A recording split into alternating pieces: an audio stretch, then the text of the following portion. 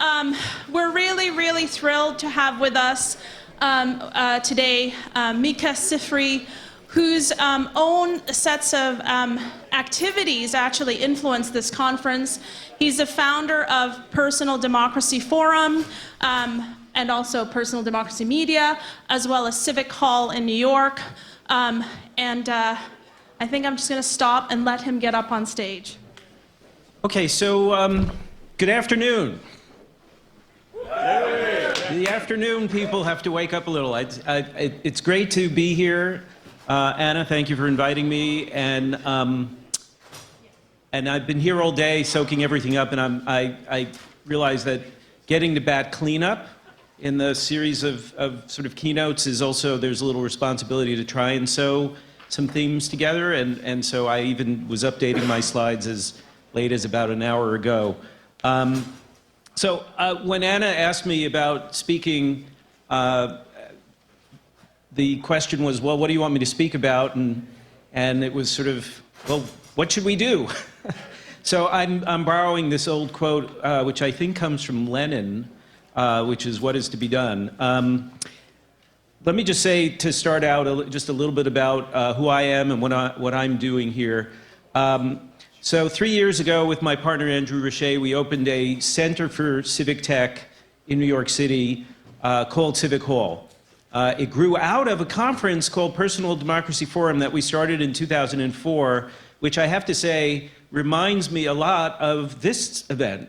The first year we did it, we had about 200 people. It was one day, and it felt like for a lot of people, it was just about gathering the tribe, the people who cared about politics, who cared about government, civic life, and who had this sense that tech, which back in 2004 was still early days, don't forget, Facebook didn't even exist until 2008, there was this sense that maybe it would democratize democracy for us, and that at least there was a chance that there might be a new way of opening up the system to the people who were not being heard, who did not have as much power as the powerful. Well, it hasn't quite worked out that way, but along the way, we built the conference year after year. It is valuable to have a place to get together and meet each other and make connections and discover the things you want to collaborate on. So I really encourage you to keep doing this. It's vital. After doing it for about 10 years, we realized that getting 1,000 people every year, every June, which we still do for 2 days in June, wasn't enough, and that there was a hunger for a place where people could meet on a daily basis to keep those conversations going, to do the work that they were doing, but also network with others and discover the things that they could collaborate on. And that's why we opened Civic Hall. It now has about 1,000 members, including 150 organizations. It's very diverse, and we are just beginning in trying to figure out how we can really advance civic tech. Now, just because we haven't, I've heard the term civic tech mentioned a number of times over the course of this day. I will like to leave you with a possible definition to use. This is still a field in early days, but the definition that we use is civic tech is the use of technology for the public good. And obviously, defining what the public good is a bit of a subjective question. It's also a bit of a struggle, and that will never be fully solved. But I think the idea that civic tech is different than all that other tech, which I'm tempted to, in this audience, maybe refer to as hyper-capitalist tech, tech whose values are only about making as much money as possible, as quickly as possible. So I'm also trying to elevate the meaning of the word civic and claim that it's a value statement about how we use technology and not just what it's for. But what is to be done? So I just to say it's been fun being here in Canada. I bring you greetings from Earth 2. It's nice to know that Earth 1 still exists in some parts of the world. Obviously, democracy is in crisis, and that's the thing that I want to talk about, and especially the role of technology and maybe helping or hurting or making things worse. So what is this? Just to give you a picture of the crisis and how it's worsening, this is a graph about support for the statement that it's important to live in a democracy across several countries, including the United States and in Europe. And what you see from the graph is that older people really believe in that statement. Younger people are believing in it less and less. And this is a worldwide trend, and it's obviously, at the moment, pretty virulent in the United States. And this is scary.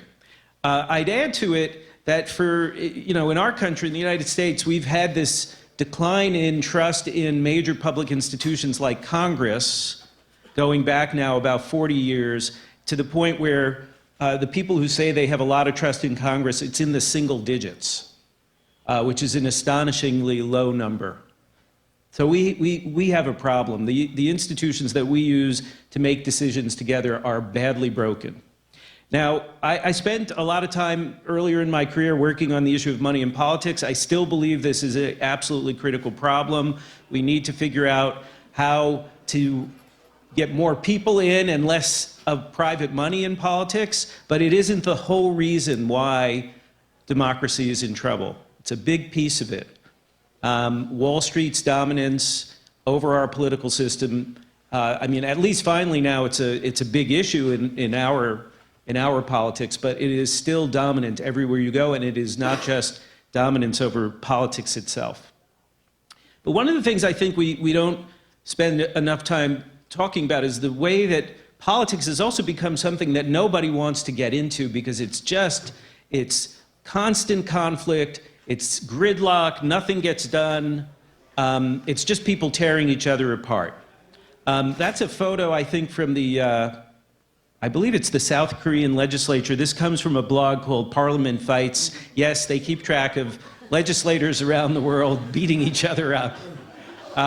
This is clearly not a good example of how we want to solve our problems. And I would like to submit to you that actually politics is not just about deciding who gets what, when, and how, but it's also about where we reconcile irreconcilable differences. It's the sphere where we battle it out, but we also hopefully come to some agreement about how to move forward. And that involves compromise. And that isn't something that makes many people happy when they have to compromise. But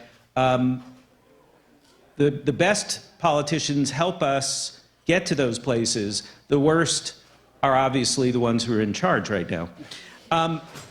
So one big problem, I think, with trying to restore support for democracy is the sense that democracy doesn't work, right? And it doesn't work because of this kind of thing.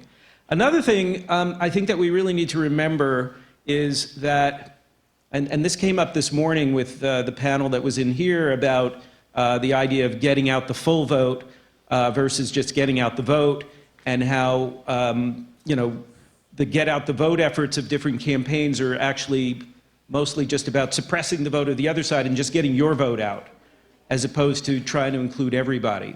And I think it's really important for people who work at the intersection of tech and democracy to realize that the people who work on campaigns are only halfway our friends, right? Because if you're trying to win a campaign, especially electing someone, you're not really worrying fundamentally about whether what you're doing is good for democracy. You're just worrying about whether you can get 50% of the vote plus one. And if that means depressing the other side's vote, or if that means concentrating all your money and energy just on the people who already support you, and who cares about the non-voters, who cares about young people, they don't vote, that's not their problem, right? I mean, we can try and make it their problem, but for the most part, they don't care. That what they care about is winning. And I did put this Obama photo up because it's from a piece I did in the New Republic a couple of months ago about his lost army, because the last time we had in the United States a positive politician who used the internet to rally people and help them organize in order to build a power base to get elected against an establishment. People forget he had to beat Hillary Clinton before he got to be the nominee in 2008, was Barack Obama. And after Obama won, he had more than 2 million people organized and trained in community organizing, and they'd been given tools to network and keep going. And a lot of people have often asked, well, what happened to that? And the answer is they bottled it up and they kneecapped it and they let it wither. And that the election of Donald Trump started with how that election ended, and in the failure of Democrats to keep the movement going. Or shall I say, the failure of the people in that movement to demand and insist on keeping their movement going. Now, aren't we living in the golden age of participation? That's what we're all experiencing right now. I have to say I'm very appreciative. I don't see many of you with your phones in front of you, but the typical scene is this one, right? Where everybody is got a smartphone, everybody is documenting what's going on around them. And indeed, when we started Personal Democracy Forum, the reason we called it Personal Democracy Forum was this notion that as technology, the PC, spread into more and more hands, that the ability to participate was becoming more personalized. You could join in and be way more than just a voter. You could be an organizer, you could be a fundraiser, you could be a blogger, etc. You could be an investigative reporter. That personal participation now is wide open. But it's not really a golden age, and I think we need to understand some of the reasons why. The first one is, and this is critical, the internet, it turns out that the internet that we have now, the tools and platforms that are the dominant ones that we use, is really good when you need to say stop, okay? This is a picture of Tahrir Square. These are people who all came out to rally to take down a dictator. That was the thing they all agreed on already. They didn't have to debate it. They knew that Mubarak was corrupt and that he was brutal and that it was time for him to go. The internet was great. It's the first revolution where you could sign up on Facebook and say you were going to be at the revolution on January 25th, right? The problem is that when you then need to move from stop to go, you have to hammer out agreements with people who don't quite all agree about which way should we go. And Tahrir is just one good example of this, where the student movement and the human rights movement and the labor movements that all were part of the revolution could not come together around a positive program to form a political party to contest for power. And the only people who already had their act together to contest for power were the army and the Muslim Brotherhood. And the democracy movement scattered, fell apart. Because it turns out that the internet is, as my friend Zeynep Tufekci likes to say, it's a little bit like, it's an accelerator. It makes it possible for you to do things faster and bigger than you thought, but you don't actually grow the muscles to do those things along the way. She says it's like a Sherpa taking you to the top of a mountain. The internet can get you there, but if adverse conditions arise and then you have to maneuver and make decisions, turns out your movement hasn't developed the skills, hasn't developed the trust inside its own leadership to be able to do those things. So it's great for stop. Stop the execution of so-and-so. Stop the development of waterfront, whatever. But if we have to go from stop to go, it's actually making it harder. Because now we've all been crystallized into the groups that we already agree with. We've been handed an amplifier for our voices, and we're just getting better and better at shouting at each other without listening. That's one problem. Another one is, let's face it, the people who built the platforms that are now the dominant platforms for discourse online, they were predominantly bros. They were not thinking that creating these sort of absolute free speech environments where anybody can speak anonymously, that these would be conducive spaces for people who have historically been excluded, marginalized, suppressed. And so I think it's no coincidence that places like Twitter are so toxic for women, minorities, and others who are not from the dominant paradigms. And you know, there's a movement right now that we should buy Twitter because its stock price is down and turn it into a co-op. And I often wonder, like, yeah, I'm for platform co-ops, but I don't know why anybody would want to try owning Twitter. It's obviously so broken beyond repair. Even the people who run it don't know how to fix it.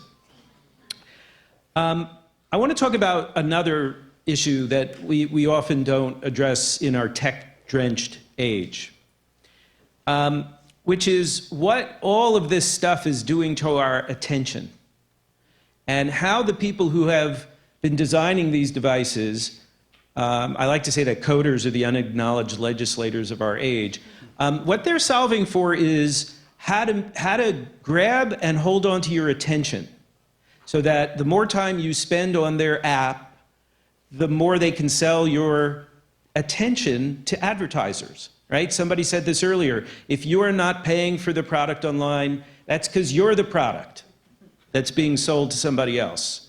And so Facebook in particular has this skill. But there's a whole science in how you addict people. The fact that when you go like this on your, to swipe, and that's not that different from when you go like this at a gambling machine. I mean, a lot of what they've done to addict us to these devices is very similar to what the casinos do to addict people to gambling. You get these little dopamine bursts. Oh, I almost won the jackpot. Every now and then you'll see a post from a friend that's really meaningful, and that's what keeps you on Facebook, or the little likes that you get, right? It's, by the way, if you didn't catch this, a couple of weeks ago, The Guardian had a great story about how the guy who invented the like button doesn't use Facebook anymore because he thinks it's so dangerous to his attention. Great. So the larger point is that one of our most precious resources, which is our ability to focus, not just as individuals but as a collective, is also being destroyed by social media. This is a graph a couple years old from 2012. And what it was made by Gilad Lotan at Social Flow. And what it shows is the number of trending topics on Twitter across, I think, a 3-month period in early 2012 in 10 big American cities. And the average number right in the middle there is roughly 500 trending topics a day. And occasionally it goes up to more than 1,000.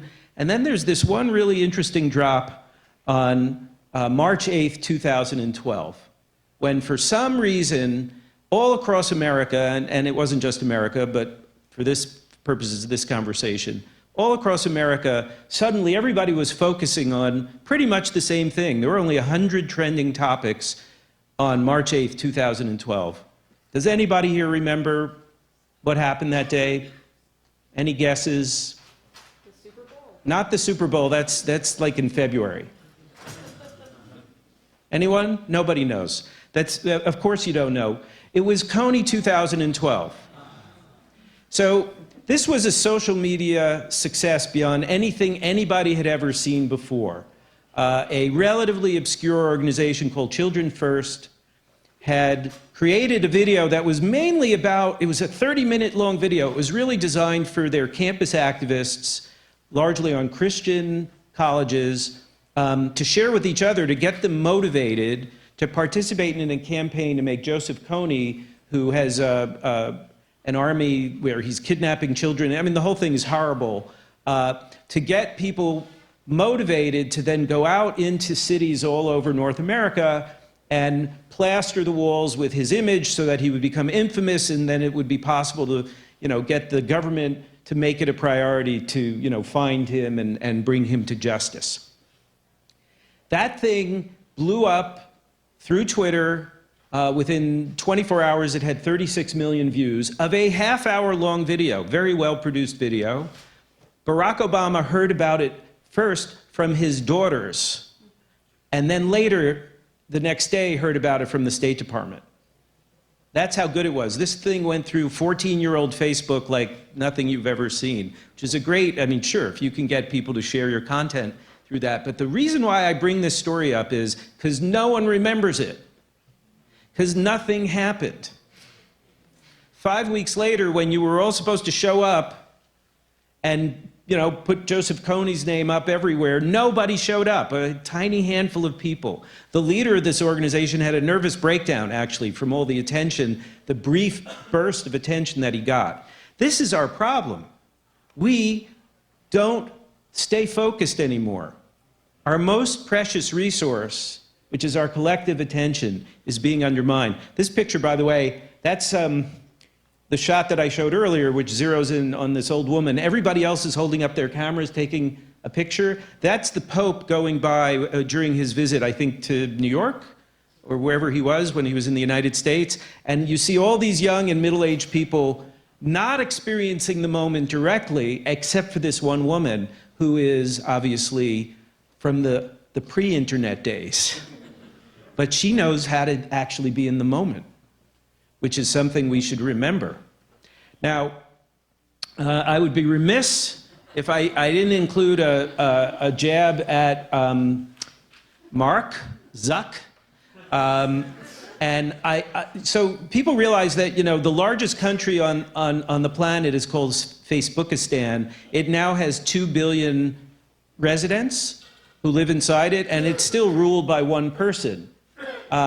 If you're unlucky enough to be in Slovenia or Cambodia or Serbia or a couple of other countries this week, he happens to be wrecking your whole journalism ecosystem just because they're experimenting with changes with newsfeed. That's how much power they have. And I would like to submit to everybody here who does campaigning and does their organizing on Facebook, and somebody told me this is being streamed on Facebook. I love the irony. And by the way, we use it too, that it is a quicksand machine. And that we're all being sucked into the quicksand, and there is no stable ground there. News organizations today are dependent on Facebook for something like half their clicks. So are we really going to get critical coverage of Facebook if Facebook's standing on their jugulars? It's bad for your health. The more you use it, the sadder you'll get.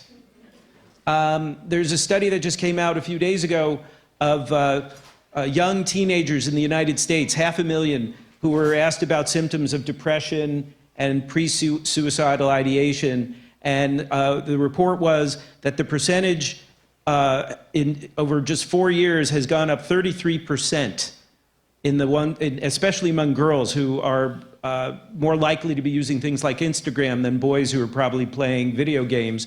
But that the addiction to the current social networks that all of us, or almost all of us, are on is bad for our health. It's bad for our democracy, too. I asked my friends, my liberal friends on Facebook a few weeks ago, now that we're getting more information about how Facebook was a vector for Russian misinformation in the last election campaign and may have helped be one of those several things that tipped the election to the Orange Menace, how do you feel? And it's bad for your health, and you're the product being sold to other people. Do you think you could quit? And, more than half my friends said, I can't.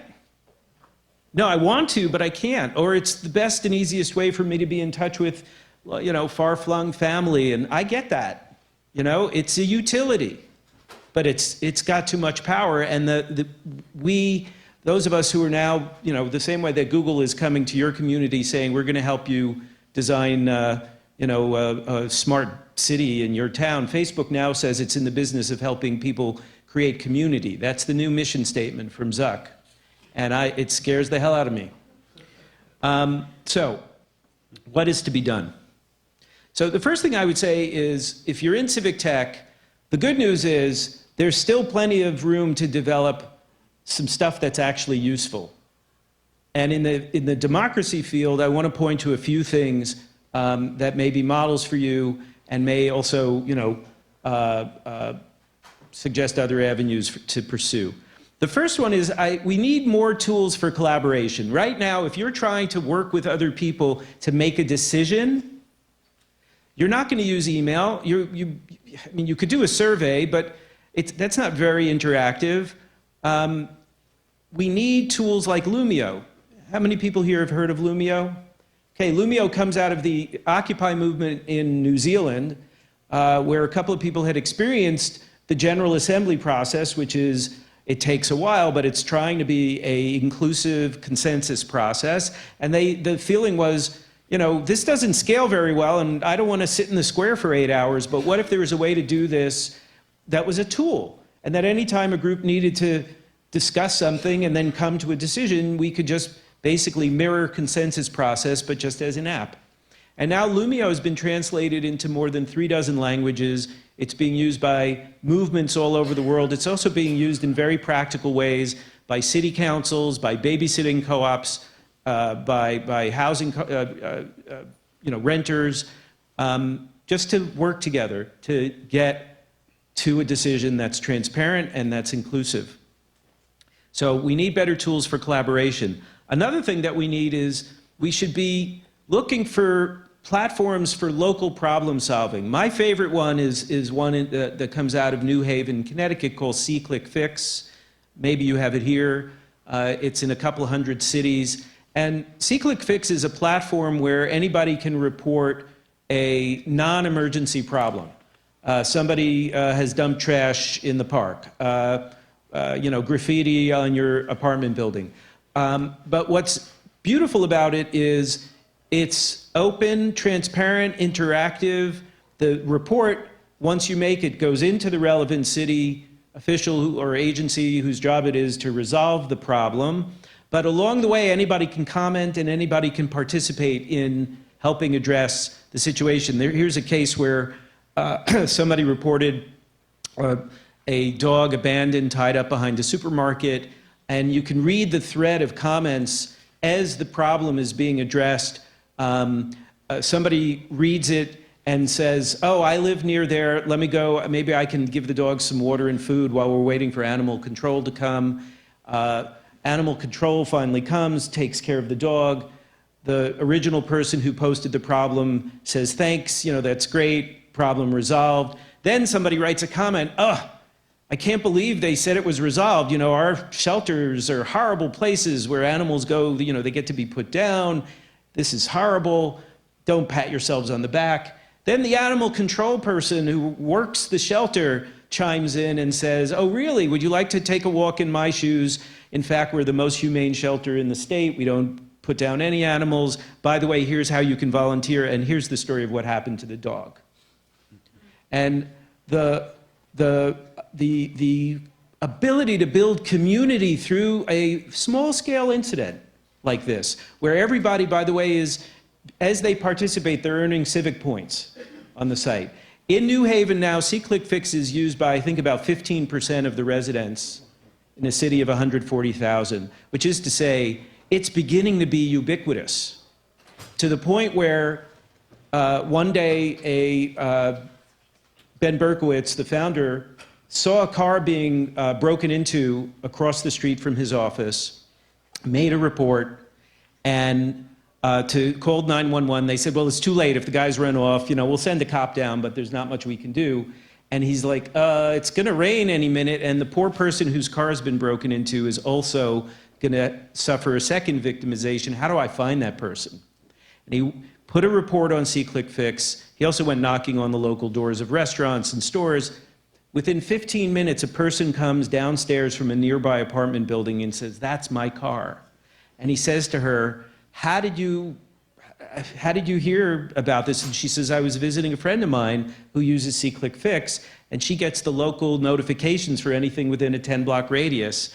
And I thought maybe this was my car. And what he said to me afterwards, he said, in a previous reality, we couldn't have made that happen. Now that's an example of civic tech, okay? Enabling people to be better neighbors with each other and help each other out. Last example, group consensus forming tools that can be used in making policy. Now this is not a great visual. It's from a tool called Polis. And what Polis is, and I think this is the cutting edge of what I'm seeing and watching for. What Polis does is it makes it easy for you or anybody to open up a question to see what the whole room or what a community thinks about a question, and then begin to get to where the clusters of points of view are.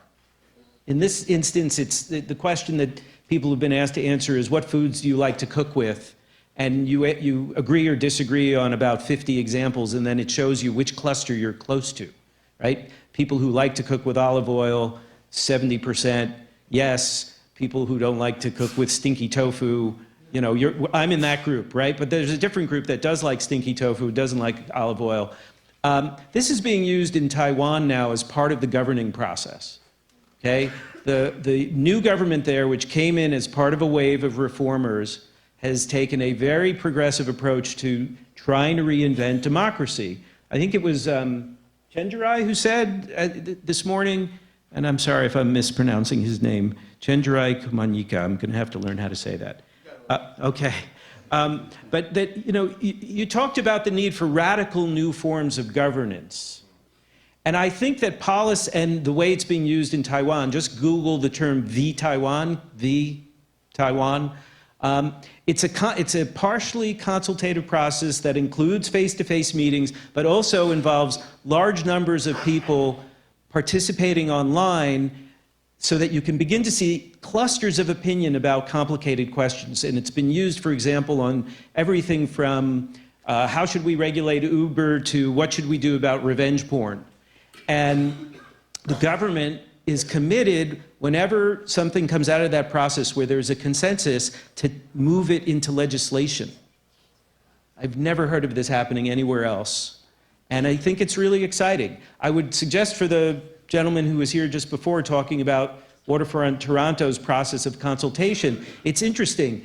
Consultation where one person at a time gives their opinion in a booth is not the same thing as a room full of people talking together. And I think it's really important to be in those rooms where you can listen to each other and learn, right? Never accept just this atomized version of consultation, because then the people who are collecting the information, they know more than you. You want to know as much as everybody knows. And that's why we need a completely different approach to tools. So, I just want to end with this picture. This is from the student movement in Taiwan. You know, to me, they are the latest gold standard of what it really means to fight for meaningful participation in democracy.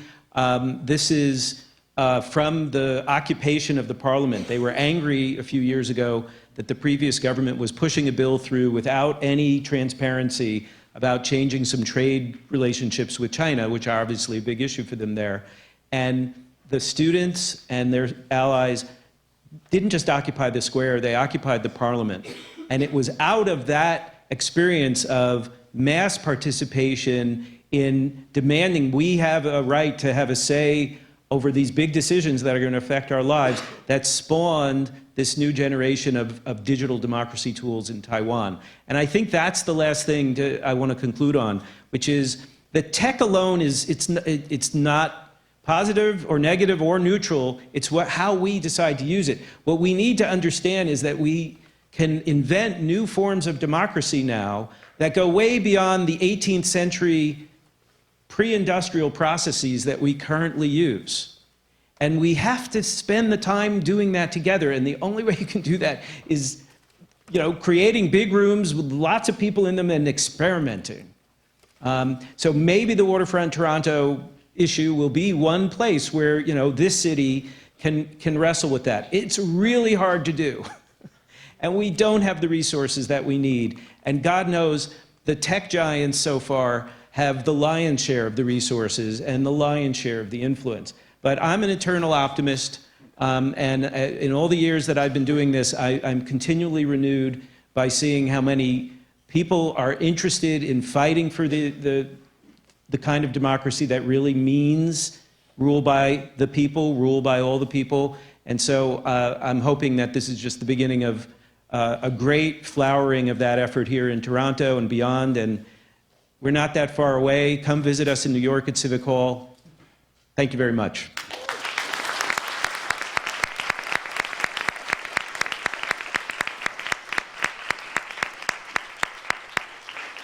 Thank you very much, Micah. So we're quite lucky because Micah has to run to catch a flight, so he has to get out of here by 4:15, but it's 3:57. So we have a bit of time, and first we'd love to get Karen and John to say a few words about their thoughts.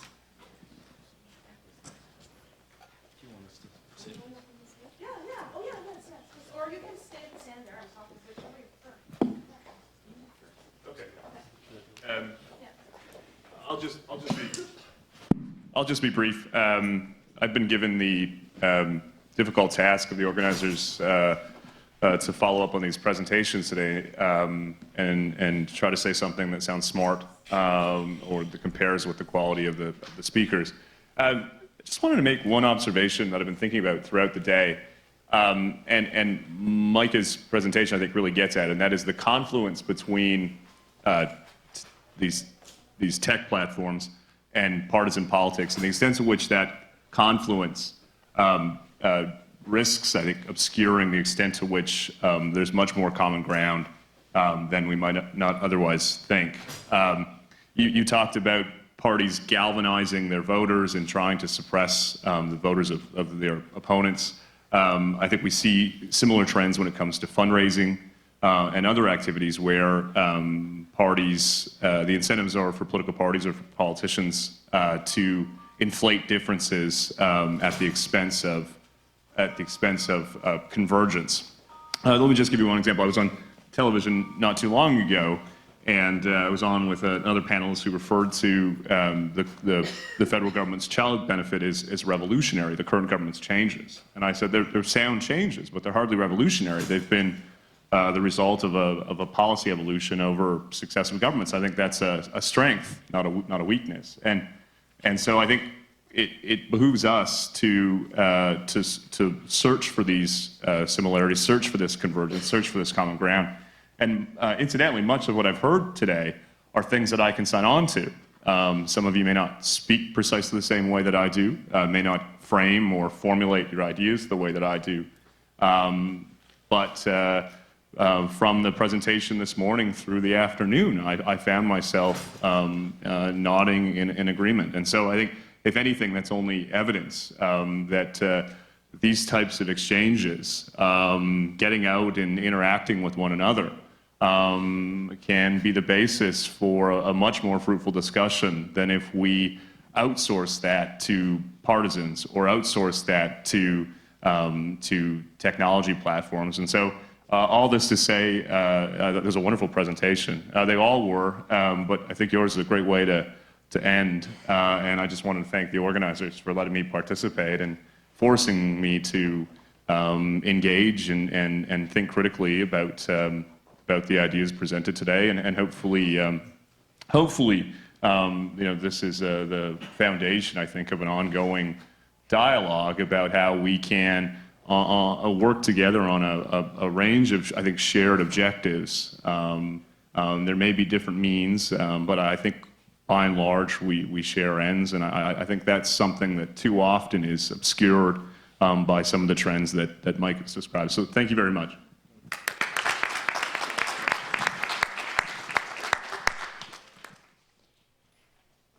Hi, so in preparation for today, I actually skimmed one of your interviews from maybe like 2012 or 2014. And there was one point that you made about maybe it's not the tech, maybe it's our approach.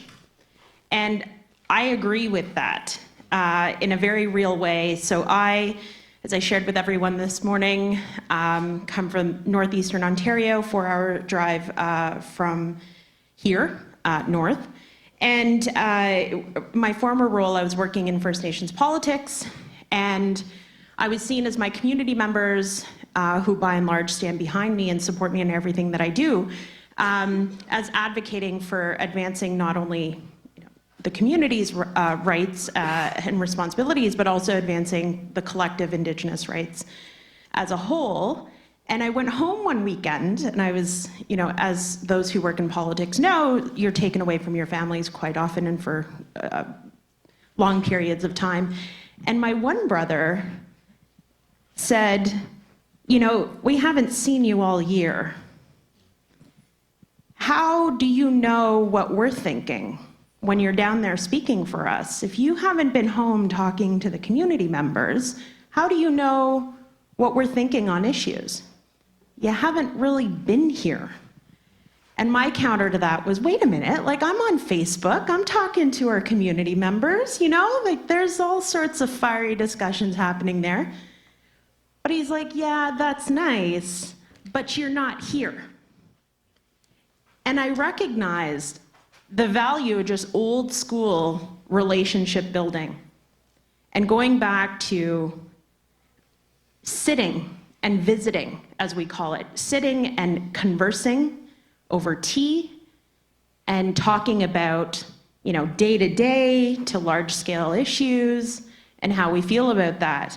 And so I'm struggling, does it have to be one way or the other, or can we operate with using both platforms and not, prioritize one or put more value on one than the other?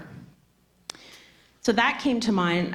The second point that came to mind is in your presentation, you talked about Facebook as being used for, I can't remember if it was specifically Facebook, but digital tools, social media being used really good for the no, but not for the go. I actually have a story that contradicts your point. And it has to do, again, coming back to my community. So Dokis didn't have a road. We were water access only until the 50s, early 60s. And up until that point, my ancestors have always said there was a good sense of community. If someone left and went to town, there was, everybody would know, and they would ask, what do you want me to bring back? Do you need any medicines? Does anyone need a ride? And they saw in the 60s, after the 15-kilometer road was put in, that there was less communication and less support and less community approach to pretty much everything that they did. And everyone started the community underwent a bit of a breakdown, and everyone was just doing their own thing. And people weren't getting along as well as they used to. And that, as the elders have said, lasted well into the 90s, early 2000s. And recently, some of us were talking about what changed, because our community is in this period of revitalization, as many Indigenous communities are across the country. And one of the reasons, one of the things that we can actually tangibly point to is Facebook. People are using Facebook to say, hey, I'm going to town, because that's what rural Canadians do. They say, I'm going to town. I'm going to town on Wednesday. Does anyone have any appointments? Do you need a ride? Do you need me to pick something up? And it's those simple forms of outreach and engagement that really contribute to the strength of a community, as we're seeing. So those are two thoughts that I had and was inspired to share as a result of your presentation, so thank you for that.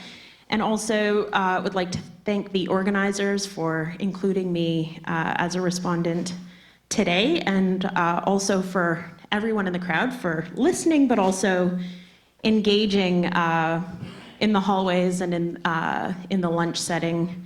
I've had a wonderful time, so thank you.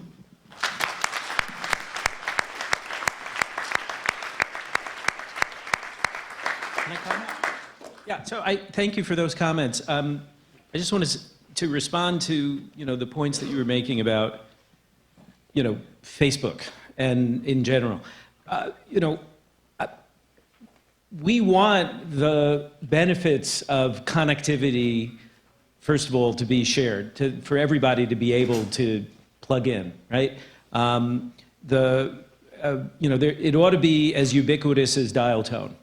And back in the 1930s in the United States, we even had, that was a matter of public policy, to subsidize free dial tone to rural parts of the country because it was understood this is how you plug into the world. And so, rural areas especially need the high-speed, affordable, or free broadband. What I'm worried about is the commercial platforms becoming the de facto places where community building is done, right? I mean, if you were planning a town and you said that we're not going to have a public library or public parks or public schools or public sidewalks, public roads, would any of us recognize it as a town? You know, I mean, it'd be like a corporate company town or something. And yet we've ceded all of this, our governments actually have ceded the digital public space to being built and maintained by private, profit maximizing enterprises. And that's one problem. The other is the more subtle contours that a dominant platform like Facebook imposes. You may think that if you look at your news feed, you are seeing everything that your friends post. But Facebook got rid of that a long time ago. I mean, in the early days, it really was everything. They got rid of it because they want to optimize and keep your attention. So that's why you will see baby pictures, weddings, those will jump right to the top because they've learned that those things really do get lots of attention. And there were some researchers who did a study with people where they showed them the full unexpurgated what their Facebook feed would look like if it wasn't going through the algorithm that decides what to show to you. And people were shocked. They were like, oh my God, I didn't know that person was still my friend. I thought we had fallen, somebody said it was like waking up from the Matrix. So I just want us to be careful as we, I'm not going to deny that what you said is great. Better that than nothing, right? But if that's all we get to, which is, subject to the whims of a bunch of bros in Palo Alto, who, I still think of Facebook still largely as a company run by a child, who never finished college, let's not forget. And I mean, there are real problems with being so dependent on something that is now at a scale where for many people in other parts of the world, they don't even know that going on Facebook isn't going on the whole internet, right? Facebook has gone into many countries with a quote, free version of itself where they pay the data charges as long as you stay on Facebook. And for a lot of people, that's the incentive to get a mobile phone because there are no data charges. They just live all the time inside Facebookistan. So I just really want us to, we can't forget this, and the memory of what it was like before is disappearing. I mean, I have to say, just to, I was very thankful how we opened this morning to remember what was here before, on whose land we stand. And it's like trying to remember what our culture is or could be if it was actually democratic and owned by all of us, rather than a product that we consume that's so convenient, I agree, but at the same time, it's not ours. So thank you. I think we should end here. I think that was an incredible end. Unfortunately, Micah has to run, but that is a rallying call, I think, if anything, for us. It's going to be super hard to build something that will combat these monopolies, but we have to try. So thank you so much, Micah.